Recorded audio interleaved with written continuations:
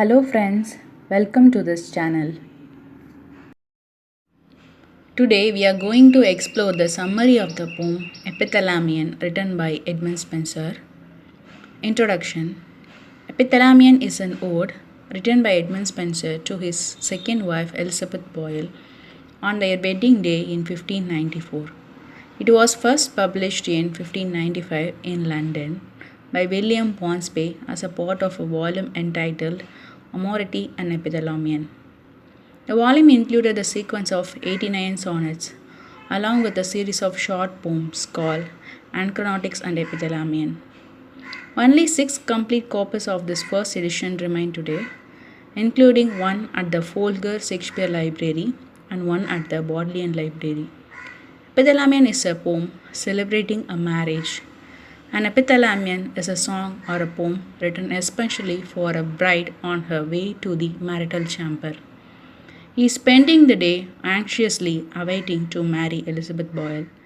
The poem describes the day in detail in 24 stanzas. It has 433 lines. I attempted to change some Old English words to modern English in this poem. The left one is the original version, whereas the right one is a changed form.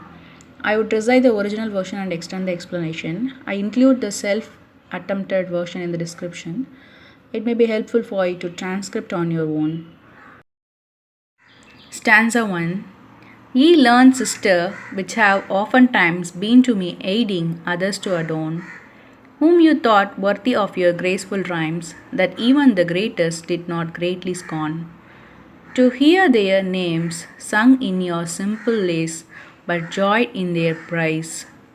And when ye list your own mishaps to mourn, which death or love or fortune's wreck did rise, your string could soon to sadder tenor turn, and teach the words and waters to lament your doleful detriment. Now lay those sorrowful complaints aside, and having all your heads with garland crowned, help me my own love's praises to resound. Ne let the same of any be envide, so Orpheus did for his own bride. So I unto myself alone will sing, the word shall to me answer, and my echo ring. Inviting muses for his songs. You learn, sisters. Here the poet addresses the muses' greatness. He says that the muses have been with him and also with others by teaching their graceful songs. Here the poet mentioned the other writers. Most of the poets have mentioned you in their prayer songs. Some writers have written praise of happiness, whereas some writers have written the song of melancholy for all the mishappenings like death, love, unfortunate loss, etc., where your names are used for melancholic songs, which means the muses are flexible according to the theme of the poets. The poet mentions that the muses' names have been used in both happiness and melancholy, but the poet wants to keep the melancholy aside. He crowns all the muses with garlands and invites them to help him with a love song. The poet wants to possess the same things Orpheus had. Like Orpheus, he wishes to write his own song for his bride. Stanza 2. Yearly before the world's light giving lamp, his golden beam upon the hills doth spread.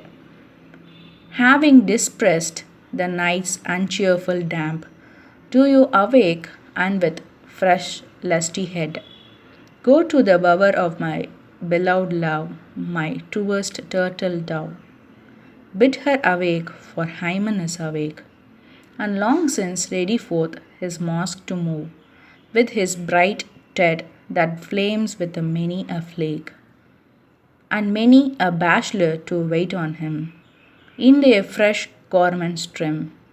Bid her awake, therefore, and soon her dight. For lo, the wished day is come at last, that shall for all the pains and sorrows past pay to her a sherry of long delight, and whilst she doth her dight, do ye to her of joy and solace sing, that all the woods may answer and your echo ring. Get ready, bride. Before the sunlight reaches the world, The sun appears on the hill and spreads the light. The light reduces the uncheerful chillness or moisture of the night. He asks the muses to go to her bedroom and wake her up because Hymen, the god of marriage, is already awake and ready. All the bachelors are waiting for him in trim attire. He asks the muses to make her ready because the day they have been waiting for long has finally arrived. All of their pain and sorrow is gone, and now the delay has been paid off. The poet asks the muses to sing for her. Stanza 3. Bring with you all the nymphs that you can hear, both of the rivers and the forest green, and of the sea that neighbors to hear near. All with the gay garlands goodly well be seen, and let them also with them bring in hand another gay garland. For my fair love of lilies and of roses, bound true love wise with a blue silk ribbon. And let them make great store of bridal poses, and let them eke bring store of other flowers to deck the bridal bowers. And let the ground whereas her foot shall tread, for fear the stones her tender foot should wrong, be strewed with the fragrant flowers all along, and diapered like the discolored mead, which done, do at her chamber door await, for she will waken straight. The whiles do you this song unto her sing, the wood shall to you answer, and your echo rings. Inviting muses and nymphs for floral decoration, the poet asks the muses to bring all the nymphs. He asks the nymphs of rivers, forests, and sea, and all the nymphs that they can call with an inviting garlands. He asks the nymphs to bring the garlands in their hands and flowers like lilies and roses. He asks them to tie the garlands together with a silk blue ribbon and store them in bridal poses. He asks them to bring other flowers to decorate the bridal chamber. He asks the nymphs to spread the flowers on the grounds wherever his bride walks. He mentioned the flowers should be fragrant enough. After completing this, he asks the nymphs to decorate her door chamber where she can see directly when she awakes. While doing this, he asks them to sing a song for her. Stanza 4. Ye nymphs of Mulla, which with careful heed the silver scaly trouts do tend full well, and greedy pikes which use therein to feed, though trouts and pikes all others do excel, and ye likewise which keep the ruzzy lake, where none do fishes take. Bind up the locks, the which hang scattered light, and in his water which your mirror make. Behold your faces as the crystal bright, that when you come whereas my love doth lie, no blemish she may spy, and ye key light-foot maids which keep the deer, that on the hoary mountain used to tower, and the wild wolves which seek them to devour, with your steel darts do chase from coming near. Be also present here, to help to deck her and to help to sing, that all the wood may answer and your echo ring. Nymphs to be careful and invite to decorate. The poet asks the nymphs of Mulla to be careful because there are silver scaly fishes in the water, where people do fishing with the pikes. He asks the nymphs to protect the rushy lake from fishing. He asks the muses to check whether the water is clear and it should reflect their faces crystal bright, because his bride would see the water and there should not be any blemishes on her face she can find. Then the poet talks with the lightfoot maids who are guarding the deer on a greyish mountain of towers. He asks the maids to protect the deer from the wolves with their dart steels. Though he asks them to be safe, he invites them to be present at the wedding to decorate his wife and sing a song. Stanza 5. Wake now, my love, awake, for its time. The rosy morn long since left Tithonus' bed, all ready to her silver coach to climb, and Phoebus gains to shew his glorious head. Hark, how the cheerful birds do chaunt their lays, and carol of love's praise. The merry lark her matins sings aloft, the thrush replays, the mavis descant plays, the ousel shrills, the ruddock warbles soft. So goodly all agree with sweet consent to this day's merriment. Ah, my dear love, why do you sleep thus long? When meet were that ye should now awake, to await the coming of your joyous make, and hearken to the birds' love learned song, the dewy leaves among. What they of joy and pleasance to you sing, that all the woods them answer, and their echo ring. Poet asks the sleeping bride to wake up, hearing birds singing. The poet asks his bride to wake up. Here he mentioned goddess Aurora, wife of Tithonus as the rosy morn. She is the goddess of dawn. The poet mentions that the Aurora has already left Tithonus' bed, which means it's going to be dawn and you are still sleeping.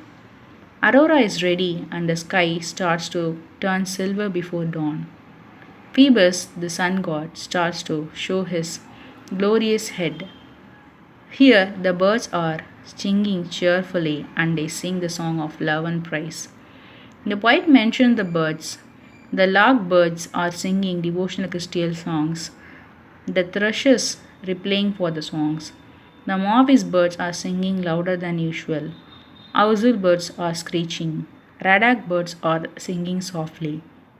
They are all singing in harmony for today's celebration. My dear lady love, you have been sleeping long, but you should wake up now because the joyous day has finally arrived. Can't you hear the birds' lovely song? The poet asks. The birds are sitting among the dewy leaves and singing a joyous and pleasant song for you. Stanza 6.